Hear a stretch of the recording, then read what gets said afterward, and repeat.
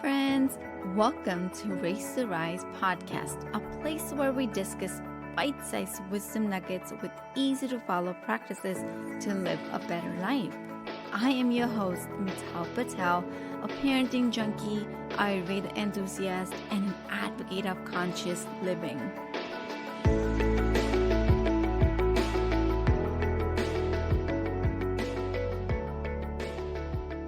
Why conscious parenting? Have you ever asked what is the ultimate goal of conscious parenting? What is the outcome? That's right, friends. We do everything to have some kind of outcome, right? There has to be some kind of benefits to do something. We always have a why we want to do something. And so today I really want to share what is that one thing that is simply why we really need to shift our, mindset and go from traditional parenting to conscious parenting.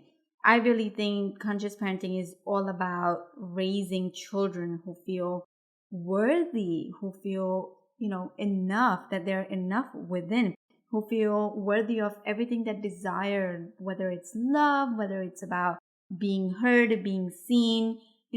It's about that worthiness of, simply just for being who they are. That is what conscious parenting is, because in traditional parenting, what we end up doing is we are all born with, our pure form, true nature. We all know who we are within when we're born. But because of the society's conditioning, the labeling, and, us not being aware and not knowing what's happening, we end up losing the touch with our true nature, and we end up where we are right now and unconsciously living, our life. And so if we want to have that meaningful, fulfilled life, and if we want to raise leaders for tomorrow, if we want to raise children who feel safe and who feel worthy, then my friend, we will have to switch our gears from traditional parenting to conscious parenting. So again, it's all about establishing a feeling of safety. A child who grows up feeling safe physically, mentally, emotionally, develops a strong sense of self that feels worthy of unconditional love, acceptance with the family, in the world, everywhere they go, for who they are. And so, then ultimately this child then becomes an adult who sees their unlimited potentials, who sees that they're kind and generous, who see that they're resilient and they're innovative in the face of adversity, who knows and who are connected to who they are, and they're connected to who they are here to be. And so today, let's examine, and through some examples of child's behavior and how that can often result from overstimulation. So behaviors like aggressive or hurting and biting or angry. And I really want to share from a perspective of what I have seen with my children. If you haven't listened to episode 103 of Race to Rise podcast, you want to pause this episode right now and go back, because I'm sharing the 3 biggest mistake of parenting that we all end up doing it. Because we're going to touch those mistakes here, and we're going to elaborate on more on what to do instead, and how to do and how to handle these behaviors and what these behaviors are trying to communicate. So without a further ado, let's look at one of the behaviors that I have seen with my children on and off a lot, especially, sibling rivalry. This behavior comes up a lot, and it's about physical aggression. Handling physical aggression is not easy, but it communicates, and we really need to dissect it down and understand what is going on. Because anger is such a big and scary feeling in, little children's, and actually, children of all ages. And why just children? Even us, if you have listened to episode 102 and 101 and 102, this is what I'm talking about. I'm talking about anger and how to transform this anger and how can we treat this anger as a catalyst and, work towards the transformation. So go ahead and check that out for yourself, for adults. So let's look at the anger in children. So an angry child is actually a scared child who really need help to feel emotionally safe and connected. So again, it all boils down to establishing that safety. And physical aggression this anger can show up as screaming, stomping, spitting, biting, scratching, hitting, kicking, or, pushing somebody else. So like for my 4-year-old, it's always the screaming. This is how his aggression comes out. And at the maximum level, he goes about scratching and hitting to his brother. So if I'm around, I really just go in between them. And because first thing is always safety. You want to make sure your children are safe. And if an adult is involved, you want to make sure everyone is safe.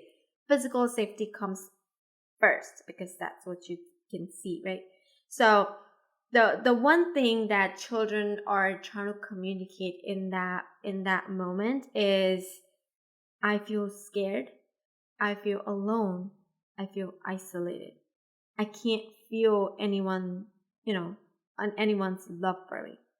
I am desperate for attention, love, and connection. Please help me.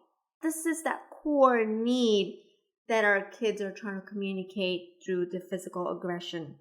And so an angry child is a hurt child, a scared child, a child who feels helpless and powerless, because at the end of the day, we all want to feel powerful, right?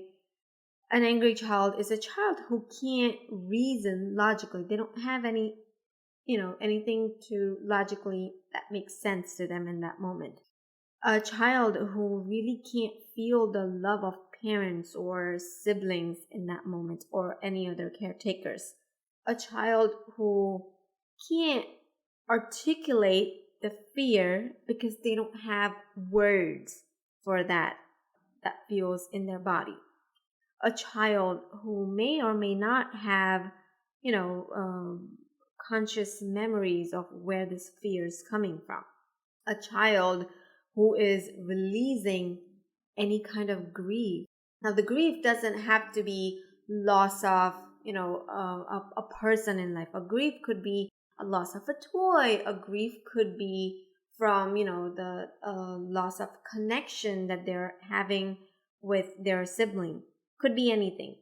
An angry child is a child who most of the time will target their anger towards an adult with whom they feel safe. So in my household, my little one is 4 and my older one is 11. So he feels safe with his brother. So he will definitely get that anger, targeted towards his brother because he spends more time with him.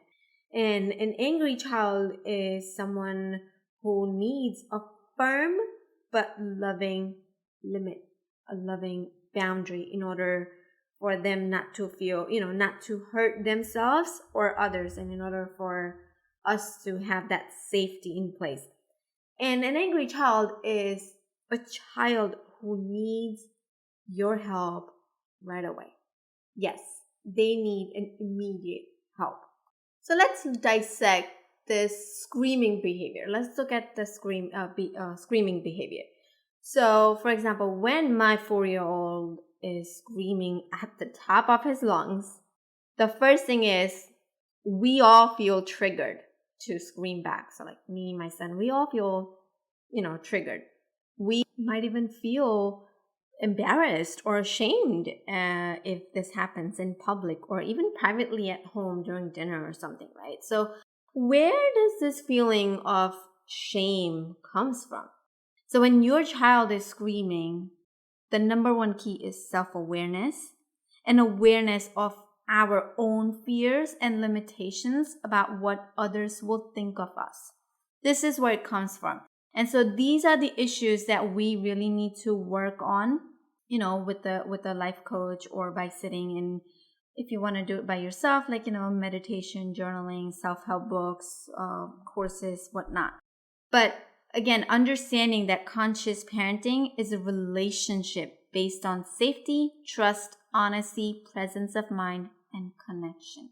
So our job is not to control our screaming child. Rather, our job is to be present with them in that moment. Because remember, it's the child who needs help during that time, because they're screaming for help. So now you must be wondering how to establish a feeling of safety when we are, ourselves feeling triggered to scream back. Now again, that is some inner work that we will all have to do it, we all have to do it, whether we choose to do it today or we choose to do it tomorrow. If you want to be a conscious parent, we have to do inner work, which is the toughest part of conscious parenting, by the way. And so if you really want to raise a child who feels worthy of love, who feels enough within, then my friend, you will have to look into the inner work for yourself and heal your inner child so you can show up for your child 100%. Now again, how can we do this? So to help your child feel safe and secure, you can do some of the things that I'm going to share next. First of all, we will have to remain calm. Now, how hard is that, remaining calm when we're feeling triggered, right? So again, my friend, it's not about perfection, it's about the practice. This work is hard and it's going to take practice. So we will have to assess the situation, whatever the situation you're in that moment. And then if your child is safe and unharmed, then you can move your attention to their emotional needs. Otherwise, you will have to you have to ensure the safety first. Second thing, if your child is unharmed, then allow your child to use their body to release the strong feelings, whether it's in the form of a screaming or, if they want to hit something, just give them a pillow, give them a huge soft toy or something. Let them release. Third, if your child screaming violates another's sense of safety, then move your child to a private place, like another area of the playground, or take your child in a different room, or if you're outside, take your child in the car and let them release, because it's about the power is in the process in that time. And if you have to move your child, do this gently and with love. It should not feel like a punishment. Don't take your child, with like, okay, go to your room. We don't want to use that kind of language either. So be kind, be gentle, yet have that firm boundary. And then you can move on by saying, like, I'm here with you now. Whatever scared you, it's gone now. You're not alone anymore. You're safe now. I love you. I'm right here if you need me. They don't want any physical touches from you at that point. Just validate their emotions and be present. And again, give them a pillow or soft toy so that they can scream into and they can take the frustration out. It's so important. I want to emphasize this, that it's so important for our child to release their big feelings. And then if the child wants to cry, let him or her cry it out. Just stay close. Hug them if they allow you to hug them until the crying is over. And you can reassure them by saying, I'm right here with you. You're safe now. I love you. Let me know, how can I support you? Just say that and just leave it up to that. Our actions will speak louder than our words. And I've said this previously, even actually in the last episode when I was discussing the mistakes, the number one lesson that I have been learning in my journey of conscious parenting is self-regulating my emotions and not throwing the tantrums in response to the tantrums that my child is giving me. Rather, self-regulating my emotions and choosing to be present and calm and give them that space and give them the tools so they can process it and feel at peace and feel safe with you. Hope this helps. Again, just to recap that aggressive behavior communicates that your child has some unmet needs and they need your help. It could be in the form of the love or the attention during that aggressive moments.